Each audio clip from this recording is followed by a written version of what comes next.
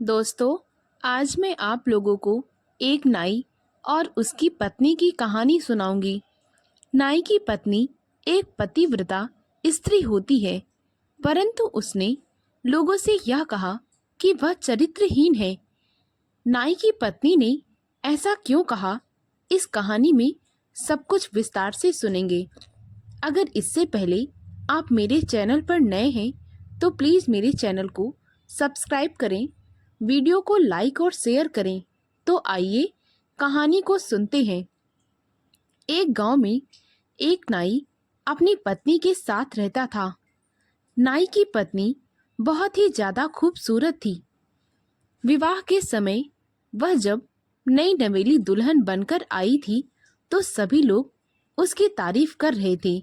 गांव की औरतें तो उससे जलने लगी थी, क्योंकि उसके जैसा उस गांव में और कोई भी ना था। नाई की पत्नी अपने पति के साथ लोगों के घरों में जाकर उसके काम में हाथ बटाया करती थी। जब वह अपने पति के साथ लोगों के घर जाती तो वहां पर जब कोई आदमी उसे देखता तो उसे पाने की कोशिश करने लगता। लोगों के इस रवैये से वह बहुत परेशान हो गई। धीरे धीरे उसने अपने पति के साथ काम पर जाना कम कर दिया। उसी गांव में एक जमींदार रहता था। जमींदार बहुत ही दोगला इंसान था। वह लोगों के मुंह पर तो बहुत अच्छी अच्छी बातें करता था, परंतु मौका मिलते ही लोगों की जमीनों को हड़प लेता था। इसीलिए उसके पास बहुत धन था। न जाने कितने लोगों के खेत उसके पास गिरवी रखे थे। जमींदार की पत्नी को अपने पति के पैसों पर बहुत घमंड था। वह गांव की औरतों के बीच में बैठती तो हमेशा अपने पैसों का रूप झाड़ती रहती। जमींदार का एक बेटा था। वह अपने पिता से बिल्कुल विपरीत था। वह बहुत ही समझदार और वफादार था।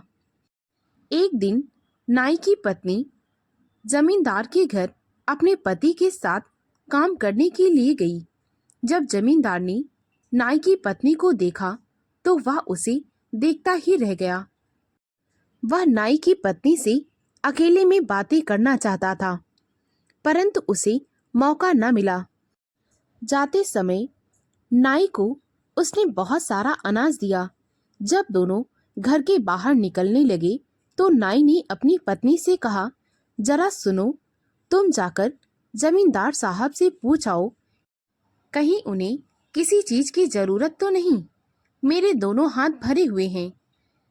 नाई की पत्नी जमींदार के पास गई और कहने लगी, साहब, आपको किसी चीज की जरूरत तो नहीं है।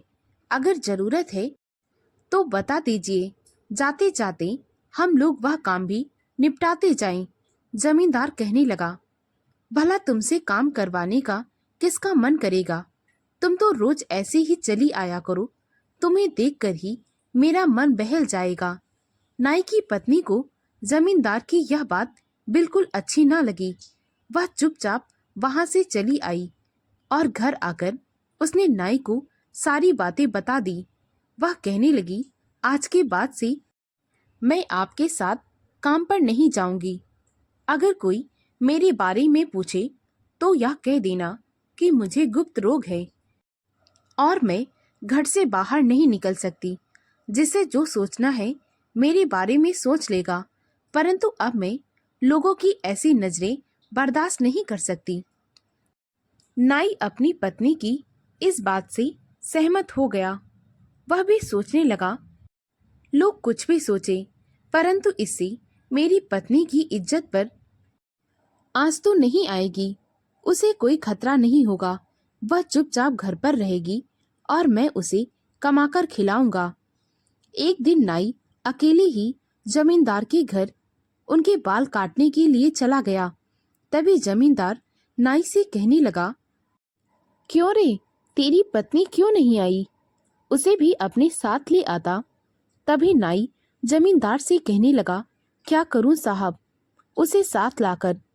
उसे एक ऐसी बीमारी है जो छुआछूत से फैलती है, इसीलिए उसे मैं घर पर ही छिपाकर रखता हूँ।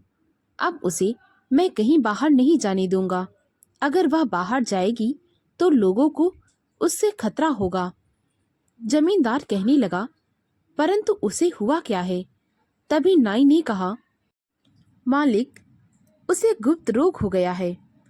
नाई की यह बात सुनकर जमींदार हकबका गया।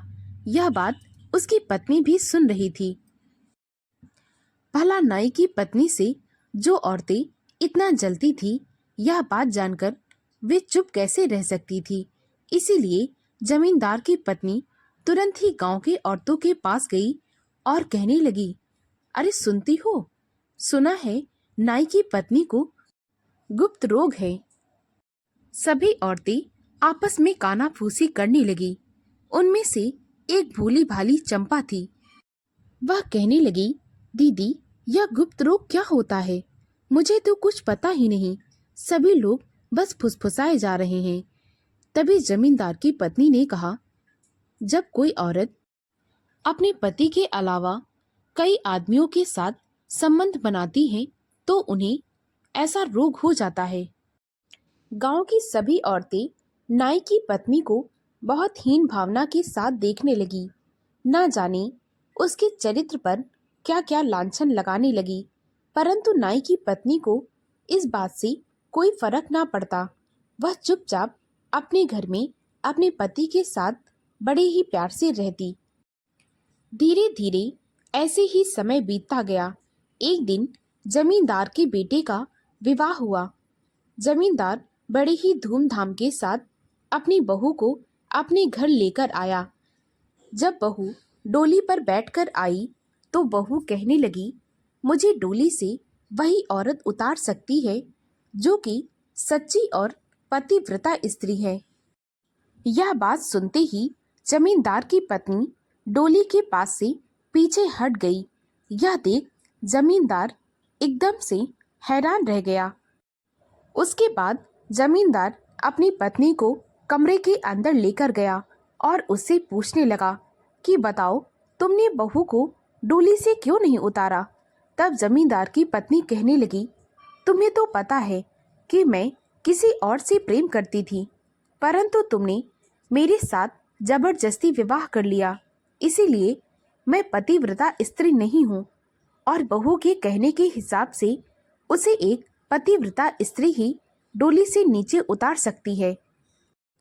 जमींदार ने पूरे गांव की औरतों को अपनी बहू उतारने के लिए कहा, परंतु कोई भी औरत ऐसी नहीं थी जो पतिव्रता हो और उसकी बहू को डोली से नीचे उतार सके। सुबह से शाम हो गई, बहू डोली में ही बैठी रही। सभी गांव के लोग वहां पर मौजूद थे।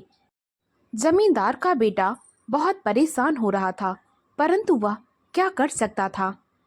तभी उसकी बहू ने कहारों से कहा कि वे उसकी डोली वापस उसके मायके ले जाएं, क्योंकि यहाँ पर कोई भी एक ऐसी औरत नहीं मिली जो सच्ची और पतिव्रता स्त्री हो। धिक्कार है ऐसे गांव और गांव के लोगों पर। कहारों ने डोली उठा ली। नाई यह सब कुछ खड़े खड़े देख रहा था। उसने कहारों से कहा, सुनो भाई, डोली नीचे जमीन पर रख दो। एक ऐसी स्त्री है जो कि सच्ची और पतिव्रता स्त्री है। मैं उसे बहुत अच्छे से जानता हूँ। सभी लोग नाई की तरफ देखने लगे। तभी नाई ने जमींदार के बेटे से कहा, तुम मेरे घर जाओ और मेरी पत्नी से कहो कि वह आकर तुम्हारी पत्नी को डोली से नीचे उतारे। नाई की यह बात सुनकर सभी लोग हैरान रह गए और आपस में गुपचुप करने लगे।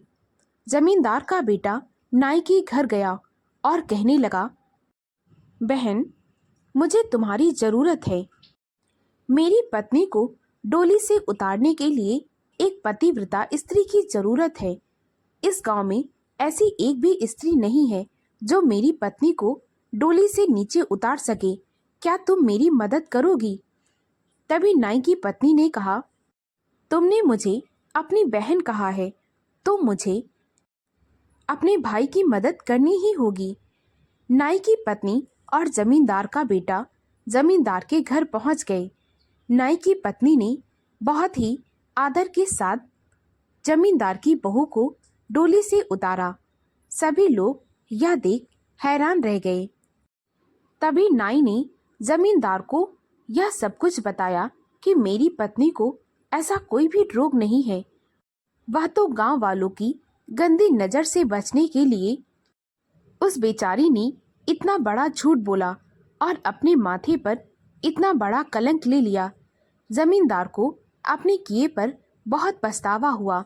गांव के सभी लोगों ने नाई की पत्नी से माफी मांगी।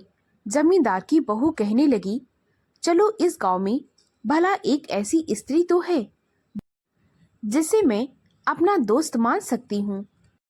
उसके बाद जमींदार ने नाई की पत्नी से कहा, आज से तुम मेरे घर में मेरी बेटी बनकर आओगी। यह सुनकर नाई और उसकी पत्नी बहुत प्रसन्न हुए। कमल का फूल तो कीचड़ में भी खिल जाता है। दोस्तों, अगर आपको मेरी कहानी अच्छी लगी हो तो प्लीज़ मेरे वीडियो को लाइक और शेयर करें।